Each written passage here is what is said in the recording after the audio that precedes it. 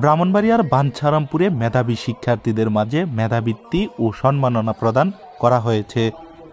ডাকস্থ বাঞ্ছারামপুর উপজেলা কল্যাণ সমিতির উদ্যোগে উৎসবমুখর পরিবেশে 19 এপ্রিল শনিবার দুপুরে ব্রাহ্মণবাড়িয়ার বাঞ্ছারামপুর উপজেলা সদরের জগন্নাথপুর আধুনিক অডিটোরিয়ামে বাঞ্ছারামপুর উপজেলার 38টি বিদ্যালয়ের মোট 816 জন মেধাবী শিক্ষার্থীদের মাঝে এসব মেধাবৃত্তি ও সম্মাননা প্রদান করা হয়। ডাকস্থ বাঞ্ছারামপুর উপজেলা কল্যাণ সমিতির সভাপতি মোহাম্মদ মুফাক্কেরের সভাপতিত্বে প্রধান অতিথি হিসেবে উপস্থিত ছিলেন বাঞ্ছারামপুর উপজেলা কল্যাণ সমিতির প্রধান পৃষ্ঠপোষক ও সাবেক সংসদ সদস্য M A Khalek PSC.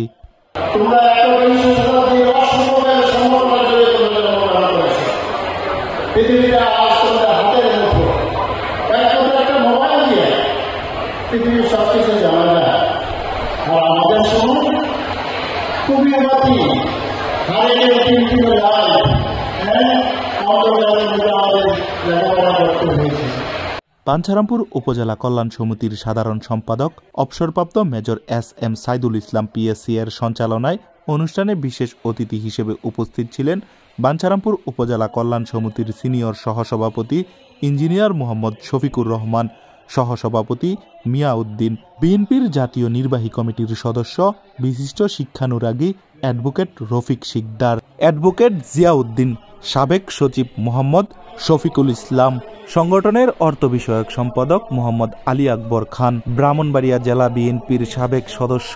Enamul Haque ভাবলু, Bancharampur উপজেলা বিএনপির সাবেক সহসভাপতি ভিপি নাজমুল হুদা, বাঞ্ছারামপুর উপজেলা বিএনপির সাবেক যুগ্ম সাধারণ সম্পাদক আমিরুল ইসলাম সাজ্জাদ, বাঞ্ছারামপুর পৌর বিএনপির সাবেক সভাপতি মতিউর রহমান জালু,